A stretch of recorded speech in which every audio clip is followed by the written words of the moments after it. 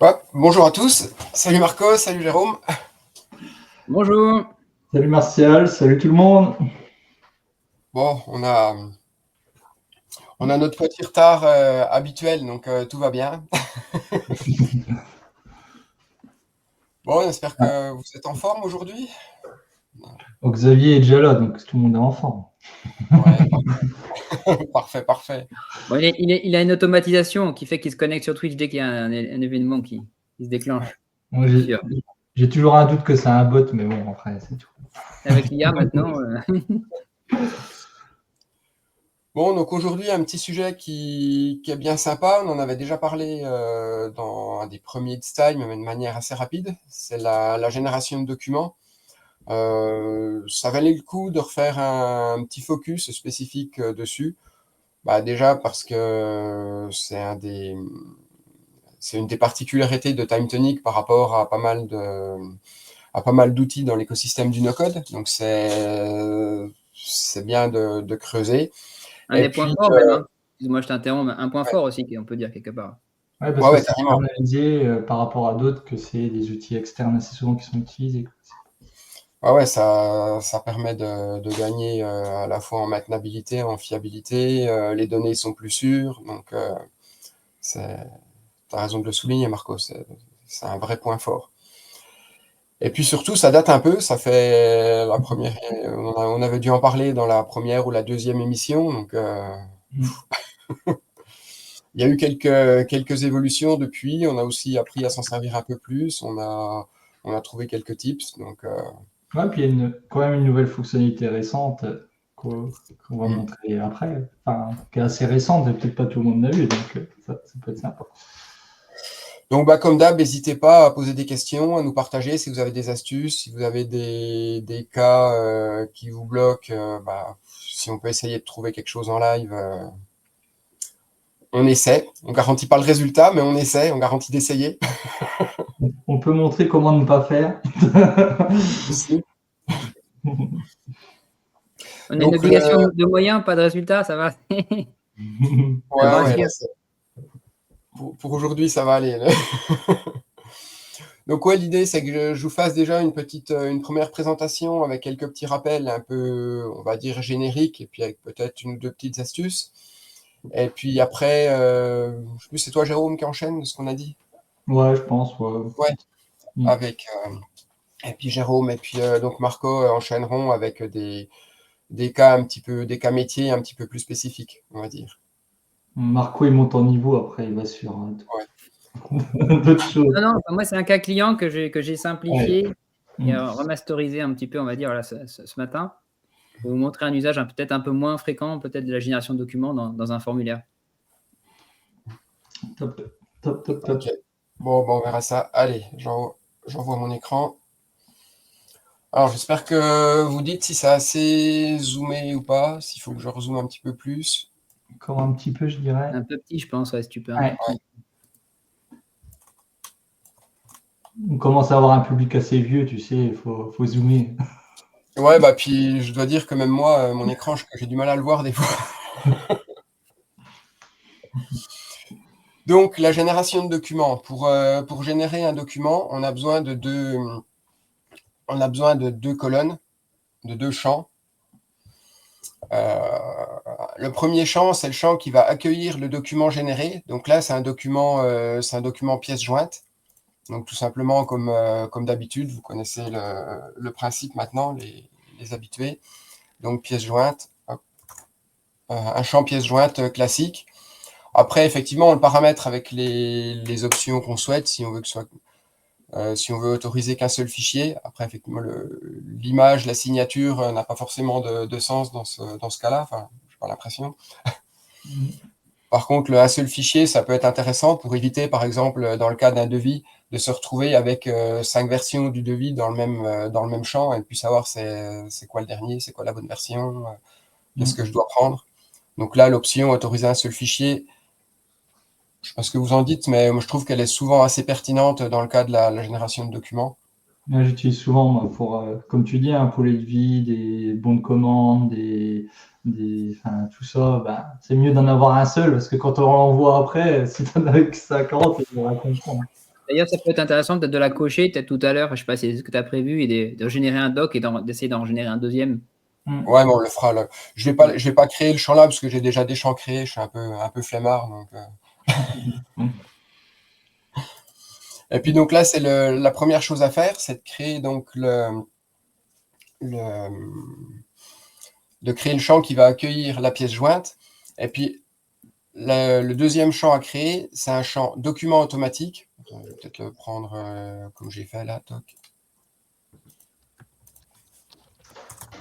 Donc un champ document automatique dans lequel on va paramétrer l'ensemble des options pour générer le document. Alors, si je balaye vite fait, je vais partir là. Qu'est-ce que j'ai comme option?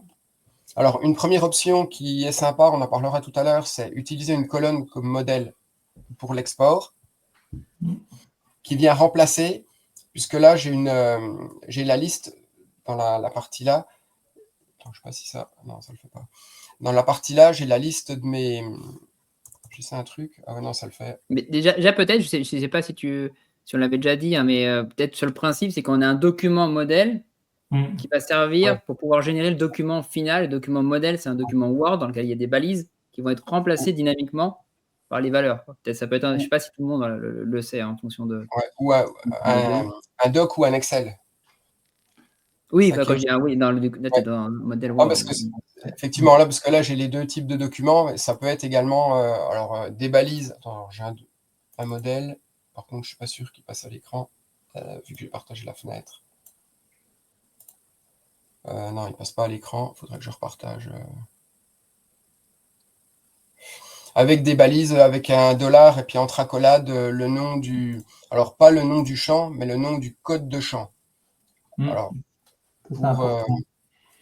donc, le code de champ qu'on trouve dans les options avancées est le code de colonne. Voilà, qu'on retrouve ici. Et d'organiser aussi, c'est vrai que c'est bien de le montrer, parce que quand tu vas mapper tous tes champs, c'est bien de regarder, d'organiser les colonnes pour aller rechercher. Organiser les colonnes, c'est notre code de colonne. Et puis, il y a le petit bouton magique qui permet directement de faire le copier-coller. D'ailleurs, ça me fait penser, ça se trouve, il pourrait même copier le code avec le $ et le accolade entre pour pouvoir directement le coller dans Word. Ça pourrait être pas mal. C'est ce que je me demandais la dernière fois. Après, quand tu fais référence avec... c'est mon côté développeur, si je peux éviter. Quand tu fais référence à une notable avec un lien, du coup, il faut que tu te réinsères entre. Ouais, si, ça peut être pratique. Je ne sais pas, il faudrait un bouton pour le code et un bouton pour directement... Un bouton qui devine ce que tu veux, quoi. Ah ouais, avec l'IA, ça peut marcher maintenant, non? Alors, aujourd'hui, je suis dans le cerveau de Marco, demain, je suis dans le cerveau de Martial. Ouh là là. Non, si tu es dans mon cerveau aujourd'hui, tu ne survivras pas. Je ne sais pas ce qu'il y aura de demain. Il y a quelques questions sympas. Ce serait bien d'y mettre, je pense. Donc là, il faut que le format soit du docx.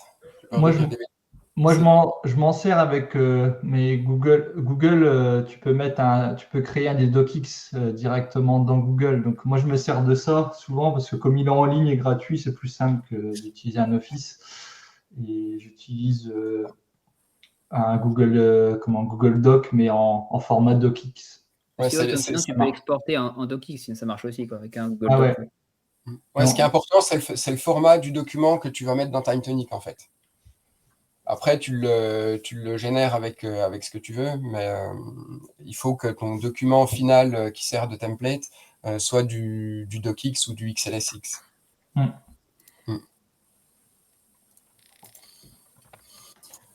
Donc là, le cas que je présente, c'est un cas très simple, c'est un audit, et puis on passe en revue des pièces. Donc, une fois que j'ai généré, alors les options, je pars un peu en vrille là, voilà, on était sur les options. Donc, on peut glisser directement nos modèles là. Donc là, on va prendre la toc, j'ai pris un modèle, je rajoute le modèle. Donc là, j'ai rajouté le modèle là, audit numéro 12. Et pour que le modèle pris en compte, c'est bien celui qui est grisé. On s'est tous fait, je pense, avoir au moins une fois. C'est de rajouter un modèle et que ce soit pas d'avoir plusieurs modèles et que ce soit pas le bon modèle de grisé. Et on peut gérer nos modèles. Donc là, si je veux supprimer celui-là, hop, je le supprime là. Voilà, je supprime mon modèle. Et du coup, je ne sais plus, j'étais sur quoi. Voilà. J'avais lu pas de patrouille, moi, sur le modèle. J'avais juste vu patrouille. Et modèle pas de patrouille, je pense.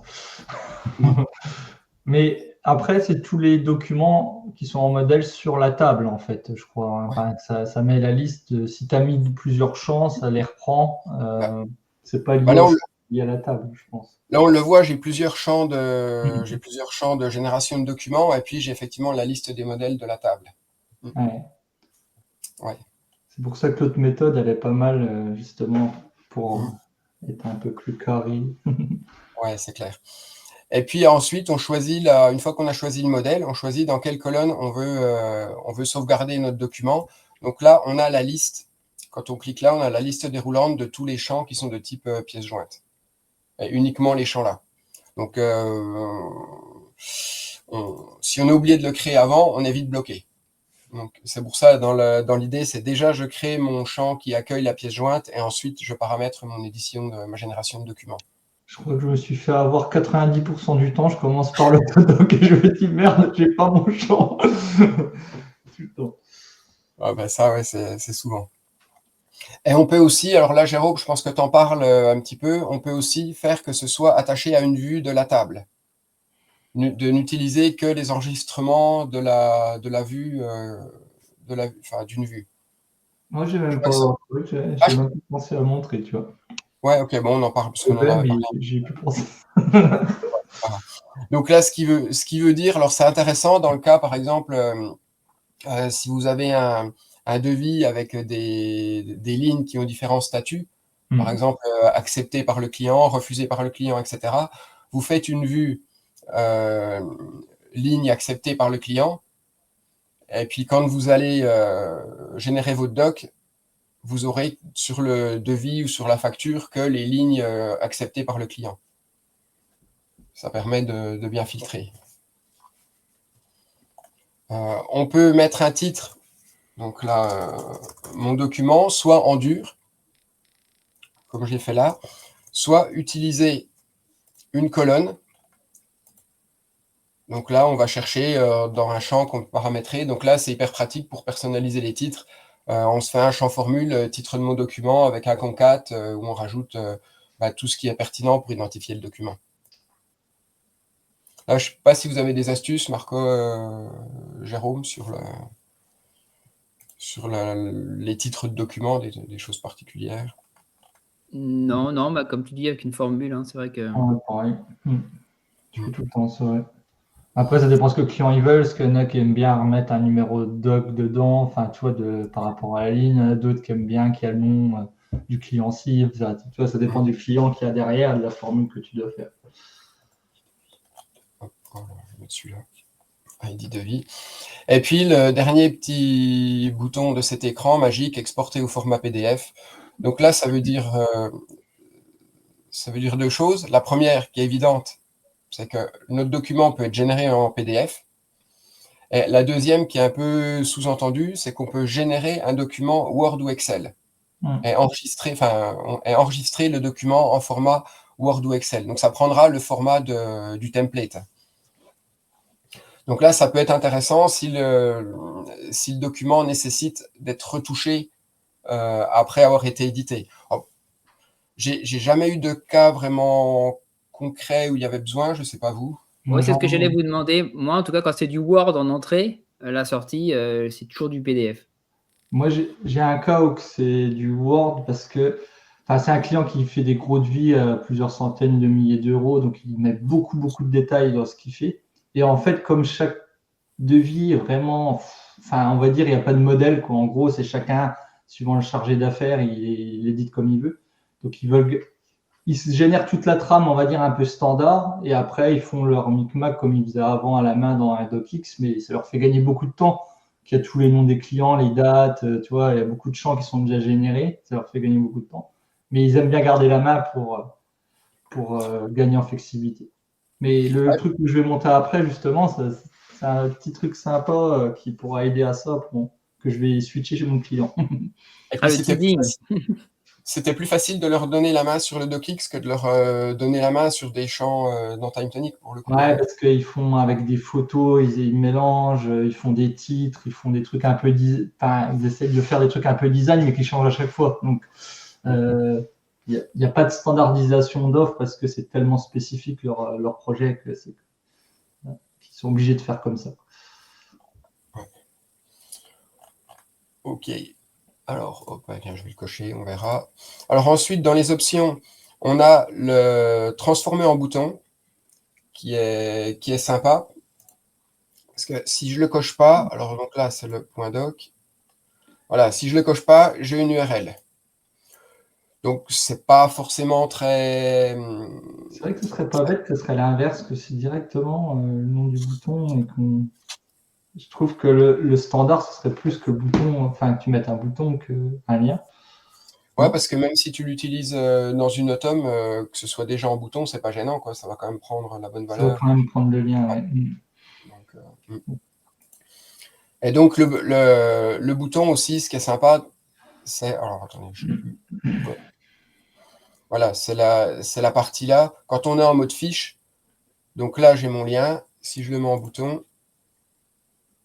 De toute façon, tu l'avais à côté. Ouais. Ah bah oui, puisque j'avais l'autre en XL. Ouais, bon, de toute façon, je le remets. Hop.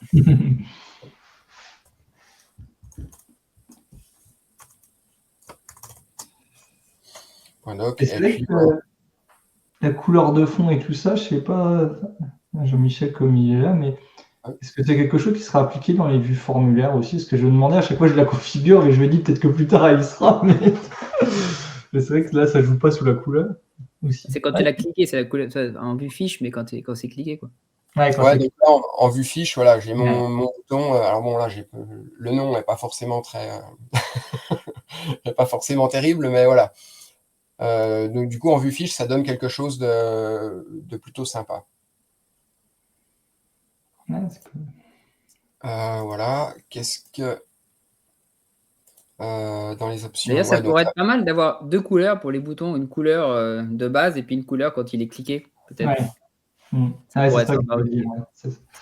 C'est ce que tu as quand tu fais une case à cocher, en fait. Mais ouais. Ah, j'ai pas testé. Ouais, si, tu vois là, bah. Ouais, du coup. Ouais, puis dans les options avancées, bon, on a les classiques des autres champs, un petit peu de tous les champs. On peut lui affecter un groupe, lui affecter, donc là, c'est une des derniers trucs, lui affecter un nom différent. Je veux générer. Générer mon doc. Voilà, une petite description, voilà, puis les codes de synchronisation. Du coup, il y a un truc qui pourrait être sympa, enfin, je pense par rapport à mon cas client aussi, ça pourrait être pas mal, d'avoir un caractère obligatoire pour un champ, de forcer d'avoir généré le doc. De quoi? C'est-à-dire d'avoir l'option en fait comme un champ obligatoire finalement. C'est pas forcément des usages hyper fréquents, mais on pourrait imaginer notamment là, moi tout à l'heure c'est ça, et ça va être ça. Je vais dans un formulaire et j'ai envie de forcer à que la personne ait bien généré le doc pour au moins être sûr qu'elle l'ait consulté. Ouais, et que par une tome que tu peux. Enfin, à dire, tu Après, voilà, tu peux le faire directement, quoi. Ouais. Tac. Alors, quand on génère le doc, une fois que le mapping est fait, hop, je génère le doc. Alors là, je sais plus si c'est en PDF ou pas. Ouais, là, c'est en PDF, donc il s'ouvre automatiquement. Alors, je pense que j'ai pris un document sans ligne, forcément. Et là, vous voyez, j'ai pas coché l'option document, un seul document, donc j'ai les deux. Alors, autoriser un seul fichier, voilà. Alors, quand on coche a posteriori, s'il y a déjà deux documents, ça gêne pas. Enfin, ça gêne pas. Les deux documents restent. Il n'y en a pas un qui est supprimé et un qui est choisi. Par contre, là, si je veux régénérer, voilà, le champ est déjà plein. Donc, ça me met une belle petite erreur. C'est-à-dire, Vincent, avec une tome je crois que c'était pas caractère obligatoire. Ah oui, par rapport à ce que tu disais, ouais. Ouais, c'est possible avec les automes. Enfin, suivant tes conditions, tu mets le lien. Enfin, je sais pas si c'est une autre méthode, mais moi j'utilisais le lien dans un truc piège pour l'activer et que ça fasse un call API. Mais Ouais, tu es obligé de faire ça encore ou pas? Je me posais la question. Ouais, moi, là, en automne, je le fais comme ça. Ouais. Là, j'ai le petit cas là où, quand je veux régénérer un doc, quand il y en a déjà un, j'ai eu un cas où les personnes n'avaient pas envie de supprimer les documents manuellement. Donc, je leur ai fait la génération de doc par une automatisation. Et pour le coup, là, je clique sur générer le document. Donc, on voit bien, ça supprime le document par une automatisation. Et normalement, il revient. Rafraîchis peut-être. Rafraîchis la. Ouais. Non, bon, j'ai dû. C'est l'effet des mots. Ouais, c'est l'effet des mots. Changer un truc, un champ, quelque chose. Ouais, j'ai dû laisser. Attends. Tac, tac, tac. Mais ouais, c'est vrai que c'est pas mal ça. Comme technique. Bah ouais, normalement là, ça devrait marcher. Fais voir les logs, elle s'est exécutée. Pourtant. Ouais, tu l'as bien appelé. Parce qu'en fait, il y a deux automes et puis la deuxième est déclenchée par le champ trigger qui est juste derrière. Donc là, quand le champ est vide, ça marche. Ça marche, je l'ai mis en prod. C'est quand je l'ai refait pour la démo. Ah, il y a peut-être un truc. Oui. Ouais, je dois faire une.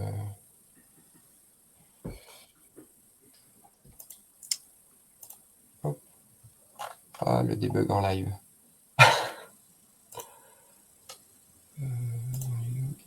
Quoi? Il en a déclenché combien? Ouais, c'est déclenché qu'une fois celui-là. Pourquoi il ne s'est pas déclenché? Ah, oui, c'est ma condition là qui fait que ça se déclenche qu'une fois sur deux. Ok. Ah oui, parce que comme tu as. Oui, ok. Ouais. Comme la doc est déjà accrochée. Ouais, j'avais essayé un truc avant et puis je l'ai pas remis. Voilà, donc là j'ai mon doc. Si je veux le régénérer parce que j'ai des données qui ont été actualisées, je régénère et là, donc le doc a été supprimé et il est recréé dans la version actualisée. Et toujours avec un seul document et j'ai pas la fenêtre qui pop. Et Vincent, il a écrit un petit message aussi avec une table de jointure pour un suivi d'historique. Ça peut être une solution. C'est un peu ce que tu avais fait, Jérôme, dans une démo aussi pour historiser chaque document. Ça me parle, cet exemple-là, non?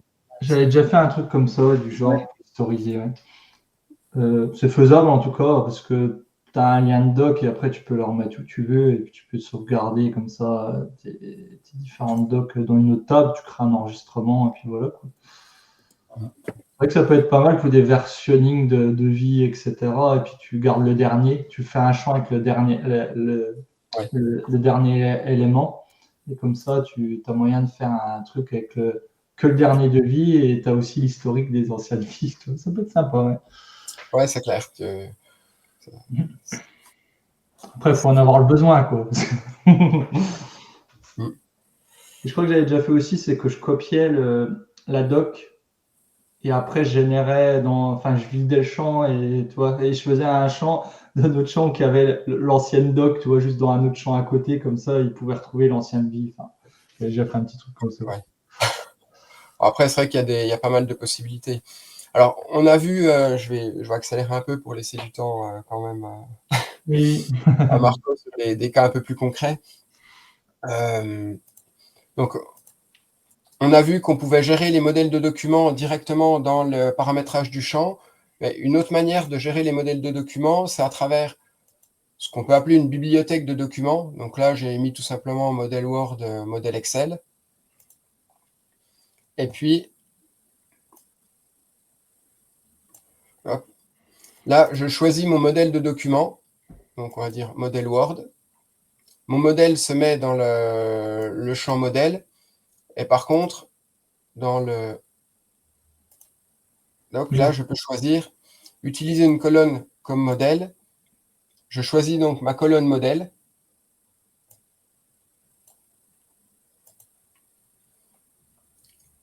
Et là, si je régénère le doc, j'aurai... alors, il faudrait que pour que ça puisse se voir. Hop, je décoche le format PDF. Voilà.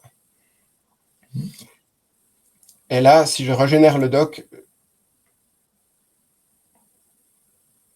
on voit bien que c'est un format Word. Et si à l'inverse, je prends mon modèle Excel, donc je change mon template, je régénère... Hop, qu'est-ce que j'ai fait? Oui, j'ai cliqué sur le mauvais, c'est pour ça, voilà. Vous voyez, là, c'est le blocage d'un seul fichier, du coup, ça m'a planté. Alors que si je le fais avec le petit bouton qui a les deux automatisations, voilà, et là, j'ai bien régénéré un Excel. Donc, le document s'appuie bien sur le template qui est dans la bibliothèque. Donc là, ça peut être utile pour faire des devis un petit peu différents ou des documents un peu différents, un rapport d'intervention, Après, ce serait bien de montrer, pour ceux qui ont moins l'habitude, peut-être que le champ choix du type, c'est un champ lié vers une autre table, et puis que le champ modèle, c'est une colonne. Je pense que pour les gens qui ont moins l'habitude, c'est toujours bien Ouais, de c'est vrai que je montrer vais aller un peu vite. Donc là, mon champ choix du type de rapport, donc on voit c'est un lien vers une autre table. Donc ma table qui s'appelle bibliothèque de modèle. Bon, là, je l'ai mis en sélection uniquement parce qu'il n'y a pas forcément d'intérêt d'en créer. Et donc, je fais le lien vers la table là. Donc là, j'ai fait une vue toute simple avec uniquement le type de document, donc qui me sert un peu de clé. Je ne sais même plus si je l'ai mis en premier, forcément. Et puis le document, là, qui est un champ de type pièce jointe. Donc, c'est le template. Par rapport à la question, quand tu dis conditionner le type de modèle avec une variable, c'est-à-dire c'est modèle Word ou modèle Excel, ou c'est la valeur du modèle qui va dépendre du contexte? Tu peux mettre des modèles de différentes tables, quoi, par exemple, et tu pourrais pas sélectionner tous les modèles parce qu'ils iraient pas sur certaines tables. Je pense que c'est ça qu'il veut. Après, ouais, on pourrait utiliser le filtrer par valeur, peut-être ou une vue filtrée. Tu prends une vue filtrée, tu crées une vue modèle, table, devis, et comme ça, tu mets cette vue-là en mode, ce filtre-là dans les vues du champ, et puis comme ça, après, tu n'as plus que ce modèle-là. C'est faisable avec une variable ou plutôt une vue, quoi. Ouais, ou ça peut être faisable aussi avec des champs qui reconstituent l'ID du type de modèle, et puis avec une autom, tu colles dans le champ aussi. Il peut y avoir... du coup, tu conditionnes à certaines variables de ta table. Oui, l'autom, elle peut aussi choisir pour toi le modèle du document, du coup, en fonction du contexte, quoi. Ouais, c'est ça, tu fais des champs de choix de liste, contexte 1, contexte 2, contexte 3, et puis tu fais un concat de tes trois contextes, et puis en fonction de ça, ça te recrée ton ID du document que tu vas coller dans ton champ lié. Ouais, dans un truc plus complexe, ça peut être pas mal, ça. Ouais. Les deux possibilités. C'est ça qui est bien, c'est qu'il y a, en fonction du cas et du contexte, on arrive à choisir puis à jouer avec des choses un peu différentes. C'est sûr, le fait de pouvoir choisir une colonne comme source pour le modèle, c'est très puissant pour ça. Ouais. Et ça aussi, un autre avantage, c'est que ça permet je trouve, c'est que ça permet de donner peut-être un peu plus facilement la main aussi à l'utilisateur qui serait pas forcément tech, mais qui a pas trop envie d'aller bidouiller dans les champs. Ça permet qu'il peut changer son modèle, mais il peut pas changer le reste du paramétrage de la colonne. Oui. Donc, Marco, le psychopathe du contrôle, je pense que ça... C'est ce que j'allais dire, tu peux être juste utilisateur et modifier la donnée sans être du coup administrateur quelque part et modifier les paramétrages. Ouais, puis c'est pareil dans la bibliothèque, du coup, là, on parlait de versionning. On peut gérer un statut actif ou des dates de validité et en fonction de ça, mettre que ce soit tel ou tel modèle qui soit automatiquement utilisé. Ça peut être aussi un usage.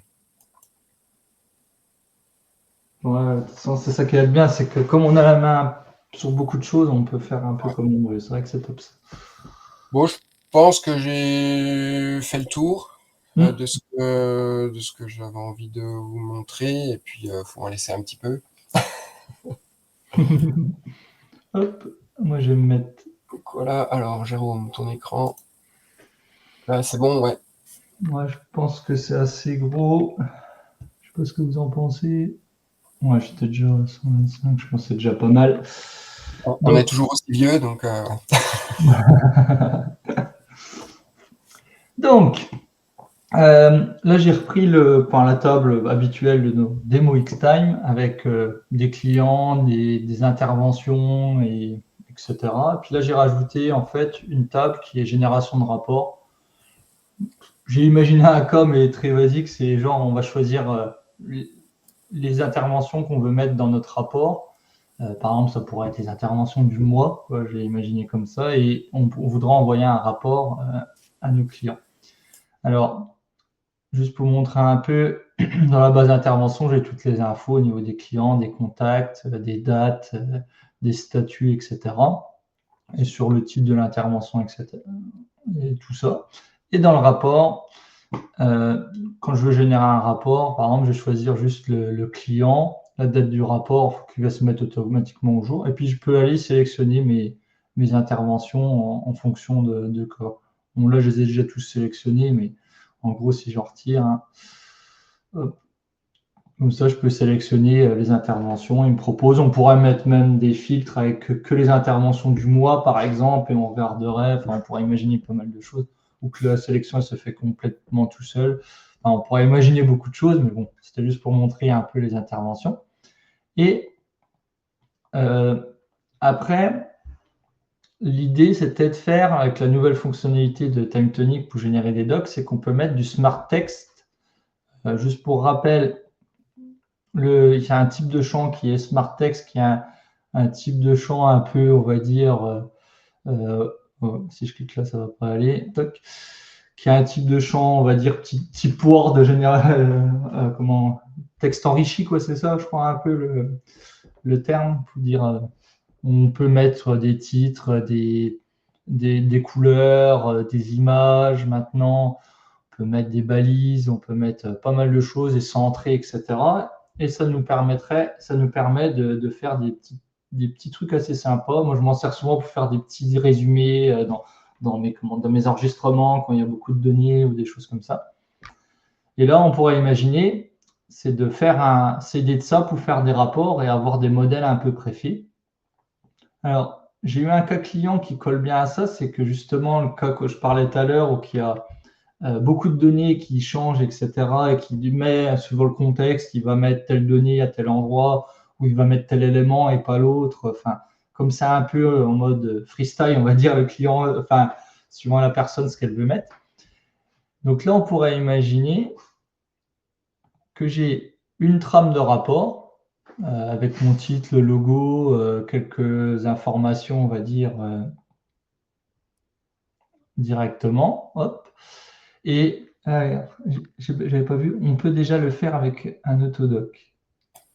De quoi? Le smart text? Ouais, je pense que c'est ça, le smart text, oui, on peut. Maintenant, ça marche dans les autodocs. Tu n'as peut-être pas. Ouais. C'est pas super vieux, mais c'était ça ta question, Jeff? Si c'est ça, c'est Jeff qui le demande depuis X temps que ça a été mis. Il y a eu la newsletter, il l'a même pas vu. Je crois que c'est lui qui demandait. Hein. C'est bien toi, Jeff, qui demandait à fond. Ah, oui. Ouais. Ah bah, tu vas voir. Maintenant, ça marche. Oui. Bah, vu qu'il a fait 95%, il a vexé, du coup, il part. Vu qu'il a fait 95% des demandes, oui. Et là, il est parti faire le dev pour son client. Ça y est, tu peux le rattraper, ton client. Donc, dans l'idée, ce que j'ai imaginé, c'est d'avoir une trame un peu standard avec le titre, avec le cartouche, enfin quelques éléments. Et comme ça, le but, c'est de rajouter une partie un peu flexible avec les Smart Text. Comme ça, on peut manipuler un peu sa doc un peu comme on veut. Et ça permet d'avoir une trame un peu standard quand même avec l'Autodoc Word. Donc là, bon, ça c'est pour montrer. Là, je suis dans Google Doc et je suis en format DocX. Là, c'est marqué en haut. Et moi, souvent, je m'aide de ça pour générer mes docs parce que c'est plus simple, parce que j'ai Google chez moi, mais c'est juste parce que j'ai pas tout le temps Word. J'aime bien les versions en ligne et pour montrer, c'est plus simple. Donc, j'utilise ça. Et ensuite, hop, si je me remets sur le bon truc, dans le Smart Text, je viens faire mes titres, ce que je veux mettre dedans. Alors, pour montrer un peu, j'ai créé, on peut mettre directement dans les Smart Text, en cliquant sur le $, mettre un champ ou soit même une relation par rapport à un champ. Par exemple, si je veux, j'ai cliqué au mauvais endroit, bien sûr. Si je vais dans le client, je peux avoir les informations qui sont liées au client. Donc ça, c'est assez sympa pour l'avoir directement et le mettre plus facilement. Je trouve que les gens sont plus autonomes à le faire de cette façon-là qu'avec des $, le nom du champ, aller rechercher le nom de l'autre champ dans l'autre base, etc. Donc, je trouve ça assez sympa. C'est un peu plus simple. Et donc, comme ça, il constitue le nombre d'interventions. Par exemple, là, j'avais mis un champ, nombre d'interventions qui comptait avec une formule, le nombre d'interventions qu'il y avait dans en enregistrement lié. La photo, ça, je peux vous montrer. Donc, non, c'est pas ça, justement. On a insérer une image et qu'on peut choisir soit une URL fixe, par exemple, si on met tout le temps la même, on pourrait imaginer mettre tout le temps la même, c'est le logo ou autre. Ou soit on peut prendre une image à l'intérieur de l'enregistrement. Et j'avais mis un champ photo exprès. Donc, comme ça, on a une petite image et on pourrait confirmer, ça nous met notre image. Après, on peut la redimensionner. Ça, c'est bien fait. Hop. Et on peut aussi l'aligner au milieu, faire un peu. On gère un peu notre photo comme on veut. Pour le coup, les images, c'est peut-être plus facile à gérer en les mettant dans un Smart Text qu'en les mettant directement depuis un champ pièce jointe. Mais je trouve que Smart Text, c'est plus simple pour les gens non initiés parce que gérer des variables, ils ne vont pas trop comprendre les relations pour les photos, pour tout ça. Je pense que ça peut permettre de faciliter l'implémentation ou le changement de doc pour les clients aussi. Attends, alors là, il y a une question d'Olivier. Est-ce que TimeTonic nettoie les attributs longs comme le bras qu'ajoute Word dans son format? Nettoie les attributs longs. C'est quoi les attributs longs? C'est quoi l'attribut Word déjà? Ouais. C'est quoi Word? À mon avis, c'est quand on fait Attends, quand on met les variables et tout ça, peut-être qu'il y a des balises et que ça étend, ça change un peu le format parce que ça décale et tout ça. Je sais pas si c'est ça, Olivier. Oui, c'est quoi Word? C'est une question piège. En fait, Word, on n'en a pas parlé, mais comme on peut générer les documents avec Word et avec Excel, l'avantage du Word, c'est que ça gère beaucoup mieux l'itération sur les lignes et le décalage de la mise en forme. Parce que Excel, ça va rajouter les lignes, mais ça va écraser. Donc, il faut déjà avoir prévu, je ne sais plus si ça écrase ou si ça bloque, mais disons qu'il faut déjà avoir prévu le nombre maxi de lignes sur lequel on veut pouvoir itérer. Alors qu'avec Word, le tableau, il va s'implémenter, ça va décaler, ça va être beaucoup plus propre. Ouais, la mise en page est plus facile à faire sur Word, je pense, pour des types de documents comme ça que sur Excel. Ouais. Mais l'Excel est sympa si tu veux extraire la donnée d'un format type, etc. Ça peut être pas mal aussi. Non, bah ouais, les tags de mise en page, enfin tout ça, ouais, enfin TimeTonic les nettoie pour moi, si je comprends bien le. Ouais, y a pas de. Enfin, on les voit pas, nous on s'en rend pas compte, donc c'est que ça doit aller. Non, parce qu'en plus, moi, dans Word, j'aime bien travailler avec toutes les symboles visibles, les espaces, les retours chariots, etc. Ça permet de voir, enfin, je trouve que c'est plus facile pour comprendre pourquoi j'ai un décalage de mise en forme, etc. Et non, il y a aucun souci. Bah, c'est tellement bien développé qu'on le voit pas, donc c'est que ça doit aller, ça doit bien aller. Quand tu dis que la mise en forme est plus simple sous Word, ça dépend pour qui, hein. Parce que, Ah non, bah, moi, franchement, des fois, tu t'arraches les cheveux, hein, pour savoir, pour faire exactement ce que tu veux en mise en forme sur Word. bah, le pire, c'est quand tu reprends des documents, tu te dis, je vais me simplifier la vie en reprenant les documents qui sont déjà utilisés par le client. Et puis, en fait, la mise en forme, elle n'est pas faite comme toi, tu l'aurais vu. Et du coup, Ouais, genre, il a aligné les choses avec des tabulations et des espaces au lieu de faire des tableaux, par exemple. Ouais, souvent, c'est ça. Voilà. Et dès que tu mets voilà, quelque chose, boum. Ça, j'ai des clients, ils n'ont pas réussi à le comprendre. Je leur dis, fais un tableau, tu mets pas les bordures et tu organises comme ça. Ouais, c'est ça, ouais. Mais ça, des fois, ils comprennent pas. ah, est-ce qu'on peut les gérer? Euh, les tags de la mise en page. Est-ce qu'on peut gérer quoi, du coup? Bah, du Les- coup, les tags de mise en page, les caractères. Moi, j'utilise pas de trucs comme ça souvent, mais après, peut-être que. Si on fait des sauts de page, de toute façon, dans son modèle, il les respecte, hein, Word, quand on génère le document. Ouais, bah d'ailleurs, je trouve que c'est une bonne pratique de mettre des sauts de page pour éviter d'avoir, enfin, pour mieux maîtriser la mise en page à certains moments. Tu vas tester pour un client, on met un saut de page et, dans le modèle, et après, derrière, quand c'est généré, le saut de page, il est respecté, hein. Ouais. En tout cas, après, je sais pas si de. Et il demandait si on pouvait mettre deux images l'une à côté de l'autre, Jeff, mais je pense Ouais, pas. En fait, il a déjà posé la question avec 3 images, et puis après, il l'a reposé avec 2. Tu aurais pouvoir faire un tableau et dans le tableau, mettre des images. Et Ouais, avec c'est des ça, c'est bords. le seul moyen que je vois, c'est un tableau pour moi Ouais, un aussi. tableau peut-être. Tiens, je vais essayer. Je vais lui mettre ces trois images. Hop. Ouais, après, oui, c'est via un tableau. Tu peux pas les mettre. Bon, après, tu peux retirer les docs. Bon, j'ai mis, enfin, faudrait supprimer le fond aussi, mais tu vois, tu peux retirer les bordures quand même. Donc, tu fais ce que tu veux, quoi, en fait, c'est bien. On va voir si ça marche quand même.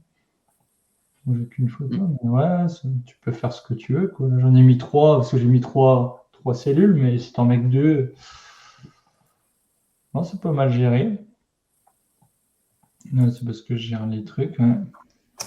Non, c'est pas mal fait quand même. Ils ont bien fait ça. Hein. C'est plus simple que Word à utiliser, hein, Ben ouais, c'est pour ça ce que je dis. Moi, je trouve ça sympa pour les clients.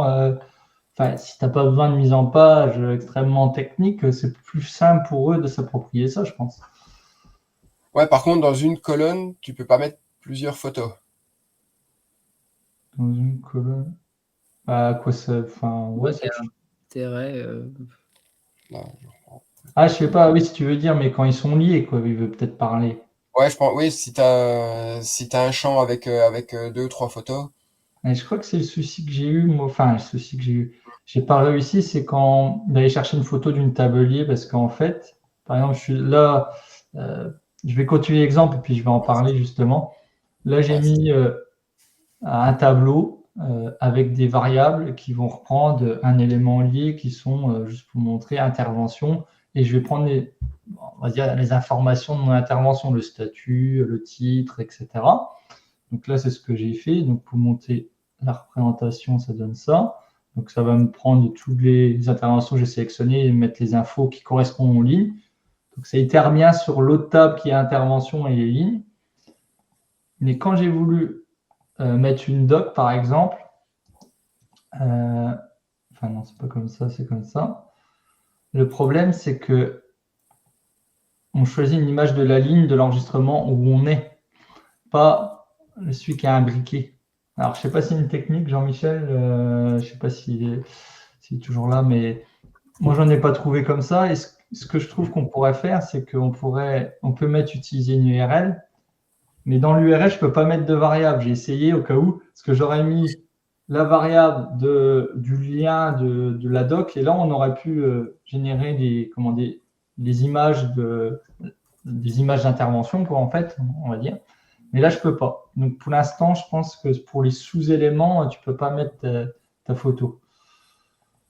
Enfin, moi, j'ai testé depuis hier. Hein. Je ne suis pas un expert du truc, mais je ne sais pas si quelqu'un a trouvé une autre astuce. Mais je ne n'ai pas posé cette question-là. Donc, on verra. Donc là j'ai mis des éléments texte. Hein, donc, j'ai mis ensemble. Et ce que je trouve bien, c'est que les smart text, tu peux mettre un smart text par défaut et puis le changer, quoi. En gros, le gars qui veut changer, il veut remettre des infos en plus, il peut les rajouter lui-même.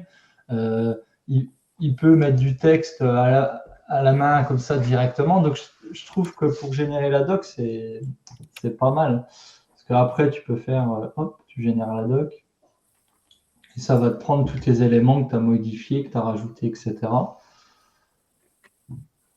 Toc. Donc, ça te prend, ça te fait saut de page. J'ai rajouté du texte comme ça l'a pris. Et là, c'est Smart Text 2 que je n'ai pas montré, mais hop. Je peux montrer rapidement. Là, c'est un smart text que j'ai pris, c'est qu'il itère sur une ligne, mais que j'ai mis les informations un peu de manière, au lieu d'être en colonne, je les ai mis dans une ligne, toutes les informations, pour que ça ait une autre mise en page, quoi. Donc, ça marche. Je me demandais si ça marchait dans la même cellule, si tu mettais plusieurs variables, et ça marche. Et en plus, on peut voir, tiens, je crois que Martial, tu avais eu une question là-dessus, comment tu pouvais gérer avec le même champ lié des informations qui peuvent être peut-être différentes. Eh ben, avec le Smart Text, j'ai pu mettre 2 fois le même champ, en gros, dans le même rapport. Ouais, en fait, je voulais faire un document Word qui utilise avec le même champ lié, qui utilise un premier tableau avec certaines infos de mon champ lié, de ma table liée, et puis un deuxième tableau avec d'autres infos. Et en fait, je ne sais pas ce qui se passe réellement, mais ça ne marche pas. Le lien est considéré comme déjà utilisé. Et si je veux faire ça, il faut que je recrée un deuxième lien identique vers, de la table 1 vers la table 2. Et puis, dans le Smart Text, ça marche du coup. Ouais, tu vois, là, j'ai les mêmes trucs, c'est les mêmes enregistrements. Il y a les 3 là, et puis avec les mêmes titres. Et tu vois, là, j'ai pu les mettre 2 fois, en gros. Enfin, voilà un peu au niveau du Smart Text, je trouve ça très, très puissant et très flexible. Donc, puis tu peux, toutes les fonctionnalités Smart Text, si tu peux partager un Smart Text, tu peux faire beaucoup de choses, quoi. Peut-être Tony ne sait pas faire une fonction map, c'est ce que tu veux dire. Et puis Marco a répondu dans la foulée.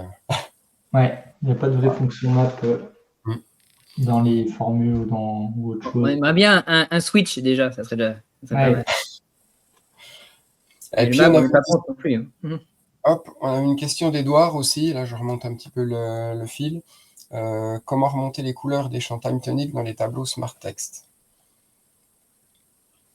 Tu pourras pas. Tu pourras remonter peut-être le code couleur si tu veux un code couleur, mais sinon. Ouais, moi je vois pas comme ça. Non. Et je vois pas. C'est pourquoi? Pour remettre la couleur dans le document ou pour. Je pensais pour quoi faire. De toute façon, moi j'habite à Haute-Saône, on n'a encore pas la télé couleur, donc je vis en noir et blanc. C'est vrai que la couleur, ça manque un peu aussi, même dans les vues formulaires, dans les vues fiches, etc. Des fois, c'est vrai que c'est bien. Et les Smart Text, ça aide à ça, c'est de mettre un peu, tu vois.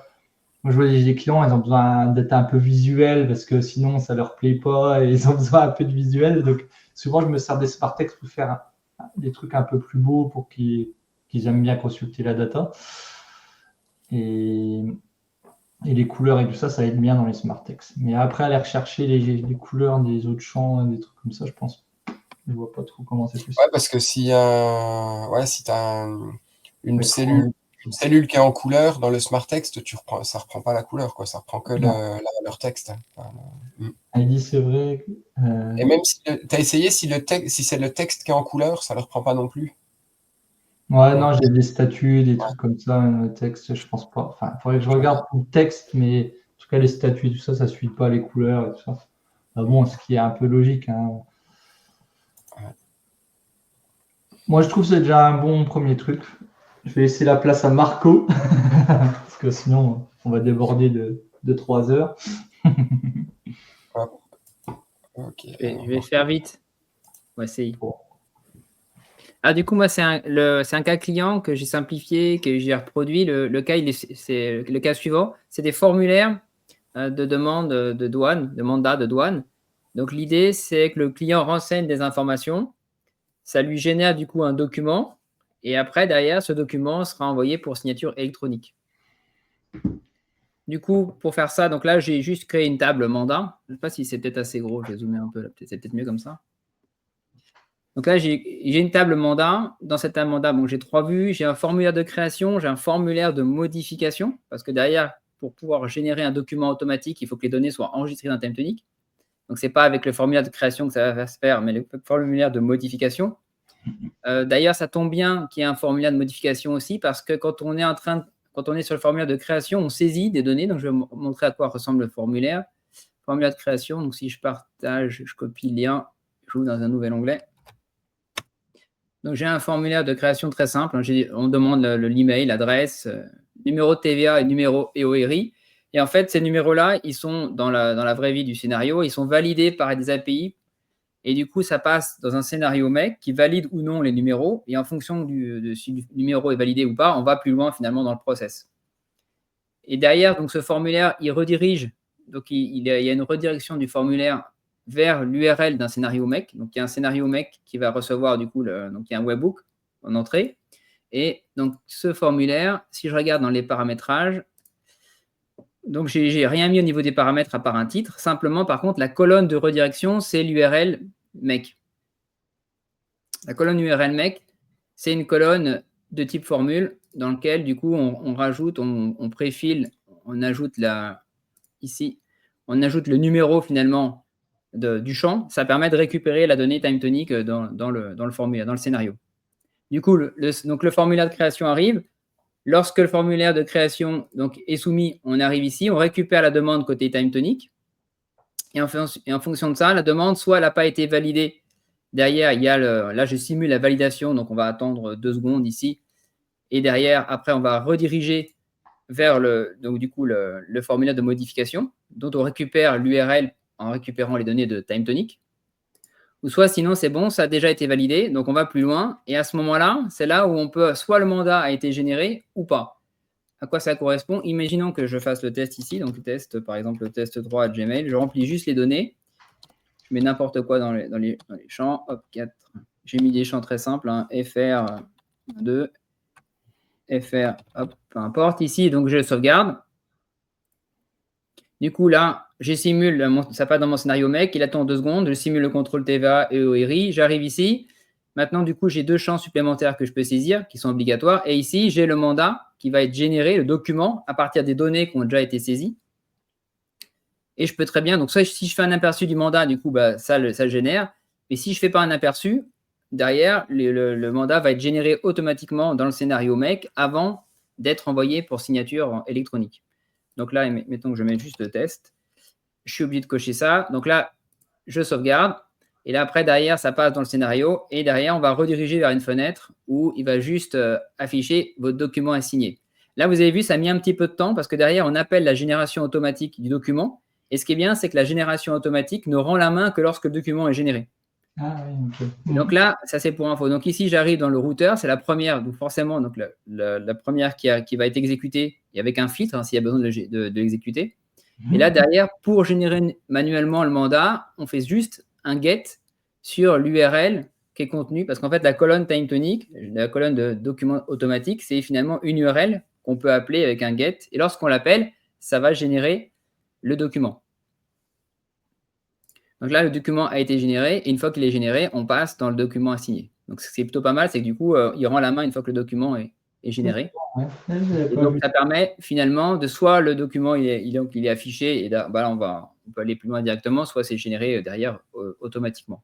Donc là, c'était pour vous montrer un cas un peu simplifié là, mais de génération de documents dans un formulaire. En plus, tu gardes La génération et tout ça, tout dans TimeTonic, en fait, donc c'est top. Hein. Ouais, en fait, l'essentiel est dans TimeTonic. Simplement, la partie mec, c'est pour tout ce qui est validation, finalement, du numéro de TVA et de ORI par API. T'es quand même le roi du contrôle, donc c'est pour ça, il faut... Je suis étonné que tu n'aies pas mis plus de regex de contrôle sur ton formulaire, là, que tu pu non, mais saisir. alors là, il y a des regex, mais pas dans la vraie vie, il y avait des regex partout. Mais là, comme je voulais faire vite ce matin, j'ai pas mis de regex, donc ça passe voilà, n'importe comment. Mais derrière, oui, il y a des regex pour effectivement contrôler les... Genre, pour valider le numéro de SIRET, pour valider des trucs comme ça, enfin dans des démarches, et ça, j'avais fait un peu pareil. Mais c'est vrai que la génération de documents, je savais pas que ça attendait, donc c'est vrai que c'est sympa si tu veux générer un Mais là, du coup, et c'est pas mal, c'est cette redirection dynamique d'un formulaire. C'est pareil, donc le formulaire de création, il redirige vers le scénario mec, et le formulaire de modification, il redirige aussi vers le scénario mec, ce qui permet à chaque fois de revalider, de contrôler et d'adapter là où on est. Ouais, top. Ouais, pas mal le use case, franchement. Ça permet d'avoir un vrai formulaire. Du coup, je renvoie un webbook response qui redirige sur une page, en fait. Là, derrière, techniquement, c'est ça en fait qui se passe, c'est un webbook response. Et là, derrière, on lui met un 307, on lui met en quai allocation et on lui donne l'URL du formulaire pour rediriger. Et quand c'est bon et que le document est sous-entendu signé, normalement, je redirige vers du coup l'URL par rapport à YouSign, si c'est YouSign qui est choisi. Mais là, c'est juste du coup une fenêtre où on affiche le message comme quoi votre document est signé. Ouais. Donc là, c'est un webbook response à chaque fois. Du coup, donc on redirige vers un webbook et donc avec le webbook response, donc il a ce qu'il attend. Ouais, pas mal. Alors là, juste pour info, j'ai utilisé encore l'ancien module parce que je voulais utiliser le nouveau module pour aller, mais j'avais vraiment pas beaucoup de temps là ce matin. Et le nouveau module, il faut lui passer comme paramètre le row ID. Comme j'ai pas accès au row ID directement, ben moi, j'utilisais l'ancien et finalement, je filtre par rapport au numéro de la ligne, au champ qui est auto-incrémenté. Donc, dans la petite liste de cours, si on pouvait avoir le row ID via une formule ou quelque part, ça serait pas mal. Ah ouais, on a pas mal demandé celle-là. Message subliminal. Non, mais finalement, sur la génération de documents, la liste de cours, c'est plutôt. Non, on a été soft. Hein. On a les photos côte à côte, on a la couleur. Et puis là, les row ID, c'est pas propre à la génération de doc. Donc, non, c'est autre chose, le row ID. Oui. Après, il y a un point aussi que je voulais parler, c'est il y a eu un moment, j'étais limité par la génération de doc de TimeTonic. C'est qu'on doit imbriquer deux niveaux, quoi, en fait. Par exemple, on pourrait imaginer, là, dans mon cas, j'avais un rapport avec des interventions et il faudrait que j'aille chercher de la data à l'intérieur de l'intervention dans une autre imbrication, en fait, et aussi je devais un peu trier tout ça et les regrouper, etc. Et là, c'est un peu les limites de TimeTonic, c'est les sous-imbrications. On a le droit à une sous-imbrication, mais après, on peut pas. Puis, il n'y a pas encore de filtre. Enfin, tu peux pas te faire un filtre assez simple ou sous des conditions que tu veux gérer toi-même. Mais ça c'est rare que ça arrive, mais ça peut arriver. Il faut savoir qu'il y a cette limitation-là quand même. J'ai utilisé une autre solution, mais plus avec Make, avec Documint, mais on peut utiliser pas mal d'autres choses. Pour gérer des JSON et un peu structurer comme je voulais la data et puis les regrouper, etc. Ça peut être une bonne chose dans la liste de courses. Les imbrications niveau 2 ou 5. Enfin, ça m'aurait servi aussi. En plus, j'ai fait un test, c'est d'imbriquer deux smart texts. Par exemple, j'avais un smart text dans mon rapport, qui avait des interventions. Et en fait, dans l'intervention, j'avais un autre smart text, j'essayais de l'imbriquer dedans. Mais ça ne donne pas le résultat du smart text, ça donne le code du smart text. Donc, on ne peut pas imbriquer comme ça. Parce que ça pourrait être une des solutions pour avoir un niveau de plus d'imbrication. Si on pourrait remettre un smart text en plus, d'avoir une hiérarchie comme ça serait top. Ouais, ça serait puissant, ouais. Là, on a une petite discussion entre Vincent et puis Jeff sur les row ID. Alors, effectivement, quand on parle de row ID, ce serait si je traduis un peu ce que tu voulais dire, Marco, ce serait une sorte de formule pour avoir directement row ID dans un champ bien isolé, etc. Et pas forcément, comme tu dis, Jeff, effectivement, on peut l'avoir dans l'URL. Soit une formule, soit un champ de type identifiant unique de ligne. Enfin bref, peu importe, mais c'est vrai que ça pourrait être pratique. Ouais, parce que en fait, quand on voit dans le webbook pour pour Make, par exemple, tu aurais déjà ton raw ID, ce qui serait plus simple pour traiter la donnée que de rechercher pour avoir le raw ID réel et puis après l'utiliser.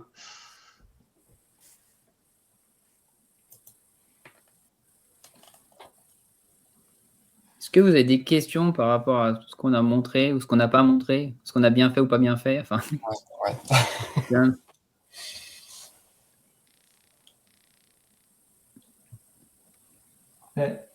Jeff, je pense qu'il va aller tester les smart texts. Il faut que le service support de TimeTonic se prépare cet après-midi parce qu'il y a Jeff qui va retester en long, en large, en travers. Il va avoir des demandes d'évolution. Attends, je le bloque dans le channel du Slack.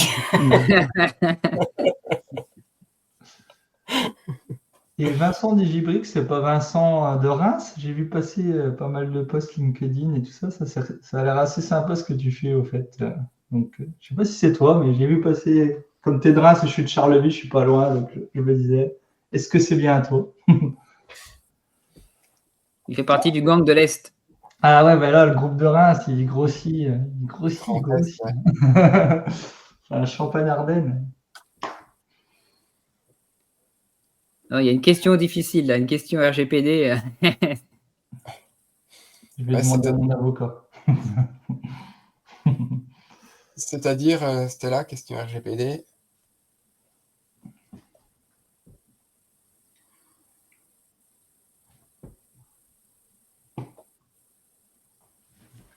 C'est jamais des questions faciles, RGPD. Hein.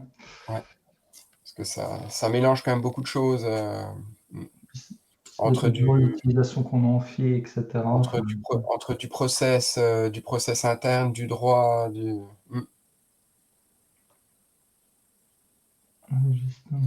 Alors déjà, TimeTonic, je vais afficher la question, si ma souris ne se sauve pas.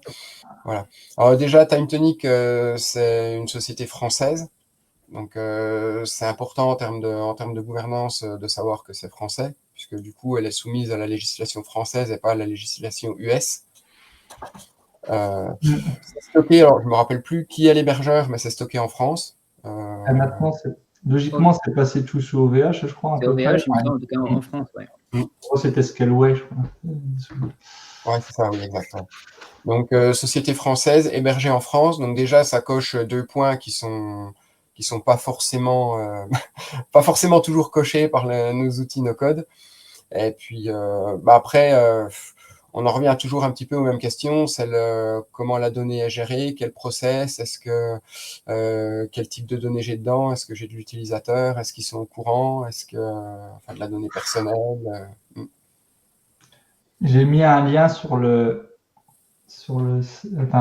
Twitch là, t'as une partie RGPD TimeTonic, un petit, sur leur site en gros, ils disaient un peu ce que ça incombe le côté RGPD, qu'est-ce qu'ils font, qu'est-ce qu'ils ont mis en place, etc. Je ne sais pas si c'est tout été mis à jour récemment parce qu'ils ont fait pas mal d'évolutions au niveau infrastructure, mais au moins ça te donnera des idées. C'est OVHUS, Olivier, forcément.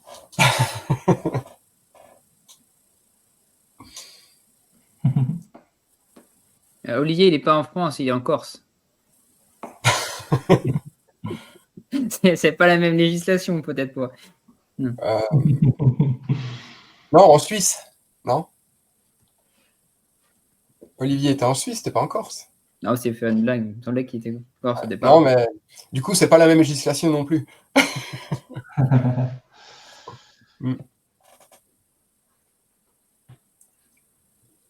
Par rapport à un outil, hop, no champ de balle.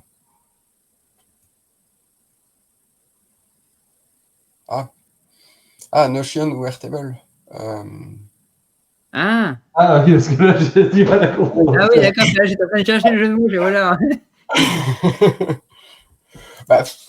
Déjà, Notion, c'est pas fait pour gérer des bases de données. Donc pour moi, les deux outils sont pas du tout sur le même niveau d'utilisation. Et puis Airtable, c'est américain, donc c'est pas la même. Ouais. Après, c'est vrai que Airtable a un bel outil aussi. Sur la partie dont on parlait là, du sujet du jour, de génération de documents, TimeTonic est clairement au-dessus, puisque tout est intégré dans l'outil. Il n'y a pas besoin de faire appel à un Documite, à un Make, à un Google Docs. Donc voilà, sur le sujet génération de documents, il n'y a vraiment pas photo, quoi. Enfin, à mon sens. C'est beaucoup plus safe aussi, puisque tu parlais tout à l'heure, Stella, un peu de RGPD, de gestion des données. Au moins, les données, elles restent dans l'outil TimeTonic qui est en France, qui est géré par des serveurs français, une société française. T'as pas besoin même si c'est que du transfert, tu n'as pas besoin de faire transférer la donnée par un mec qui va utiliser une solution de génération de documents potentiellement US, même s'il y en a aussi des françaises. Voilà.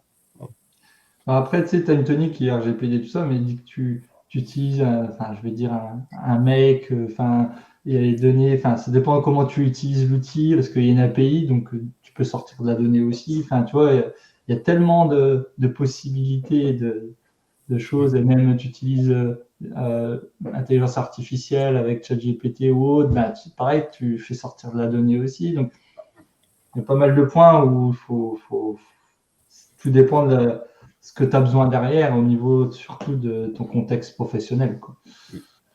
C'est vrai qu'on met l'accent sur le côté, souvent nationalité et hébergement, mais je dirais c'est la face visible du RGPD.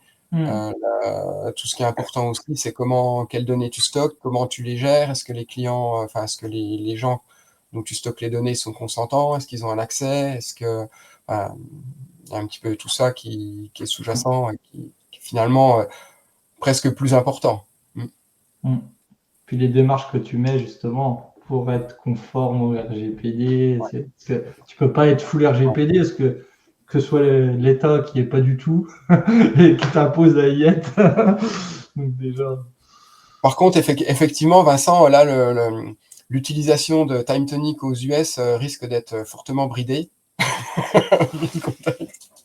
Ouais. Mathias, là, elle dit tous ces éléments différents pour vos clients, est-ce qu'ils sont un peu sensibles? Moi, les clients, ils sont très sensibles. Et moi, c'était un choix aussi pour mon activité de prendre TimeTonic, c'était parce que c'était français. Parce que j'aime bien travailler avec des Français déjà, j'aime bien travailler avec des solutions françaises, mais aussi pour ce contexte-là qui est. Je travaille beaucoup avec des boîtes industrielles et puis B2B, etc., qui sont assez sensibles sur ces sujets-là. Donc, c'est pour ça aussi que je m'y oriente. Mais je pense que tout dépend un peu les sites que tu as derrière et ce que tu as pour tes clients. Non, mais si on a choisi TimeTonic, c'est parce qu'on est des billes en anglais, donc on préfère communiquer avec des équipes françaises. Ah, ça, c'est vrai aussi.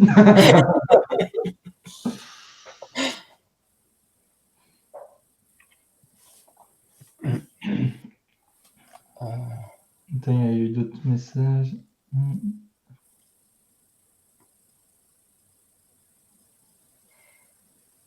Oui, tout à fait. Enfin, hop. Ce que je lisais aussi. Voilà, c'est ça, c'est l'ensemble du process. Ouais, il y a même des démarches, c'est pas si simple. Déjà, suivre ton personnel, machin, supprimer les données une fois que tu vois. C'est un métier en soi, quasiment, d'être responsable RGPD. Il y a un nom, de toute façon, pour ça, je crois. Ah ouais, c'est les DPO. DPO, ouais, je crois. Chief Data Officer, c'est pas ça? Oui, c'est ça, ouais, DPO. DPO, ouais. Mais ouais, c'est un métier.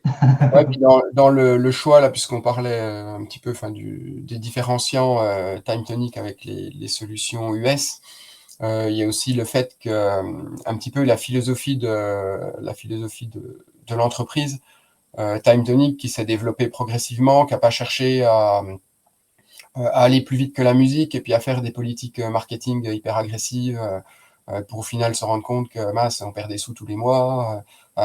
Voilà, c'est aussi une logique un petit peu plus PME qui monte progressivement en puissance en fonction de ses moyens et qui cherche pas à aller plus vite. Et puis c'est question de ce que tu recherches aussi comme éditeur.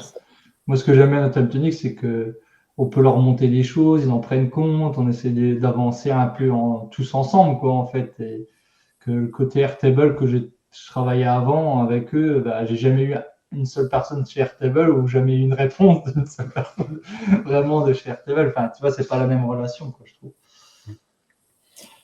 Et puis après, l'outil TimeTonic a été construit vraiment sur des, comment dire, sur des besoins métiers, terrain, progressivement. Donc c'est pour ça qu'il y a des fonctions comme la génération de documents qui sont déjà hyper avancées. Et c'est des cas qu'on retrouve quasiment tout le temps, quoi. Il y a très peu de clients qui n'ont pas au moins un ou deux documents à générer, quels qu'ils soient. Et puis après, TimeTonic, tu n'es pas la solution idéale pour tout. Après, c'est en fonction du contexte client, de ce qu'il recherche, comment il veut, de quel niveau, enfin, tu vois, il veut, complexité de son projet. Il y a des limites aussi, hein, c'est comme tout.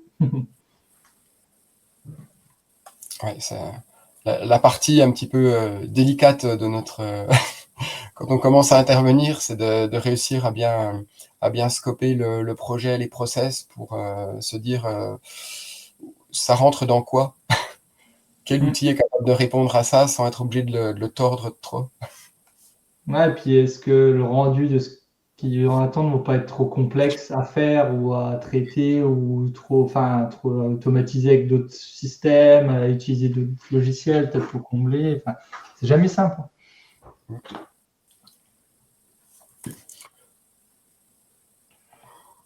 Bon, bah, je pense qu'on aura bien fait le tour, là. C'était sympa, il y a eu beaucoup d'échanges, c'était cool. Merci. Ouais, c'est cool.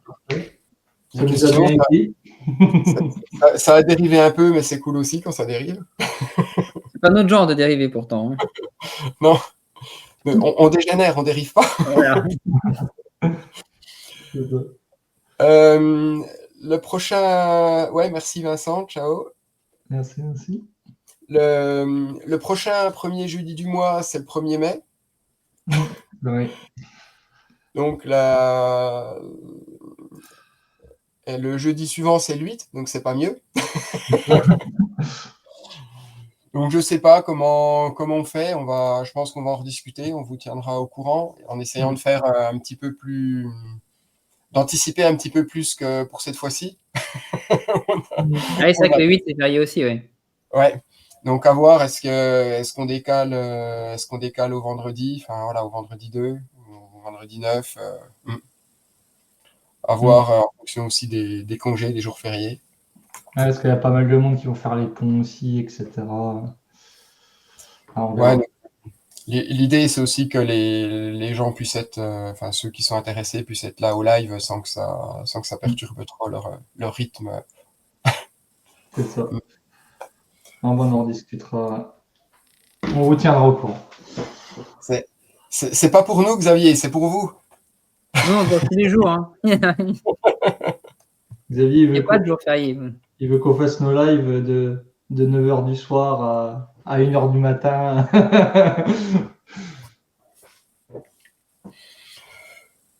Donc voilà, on vous tient au courant pour le 1, le 8, le 2, le 9.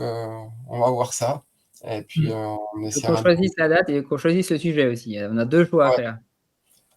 Le sujet, on en parle après. J'ai peut-être une piste. Ouais. On va pas faire du teasing avant que ce soit validé. Bon, bah, merci à tous. Bon après-midi à tous. Bon après-midi et puis à bientôt. Et à bientôt. Salut tout le monde. Allez, ciao.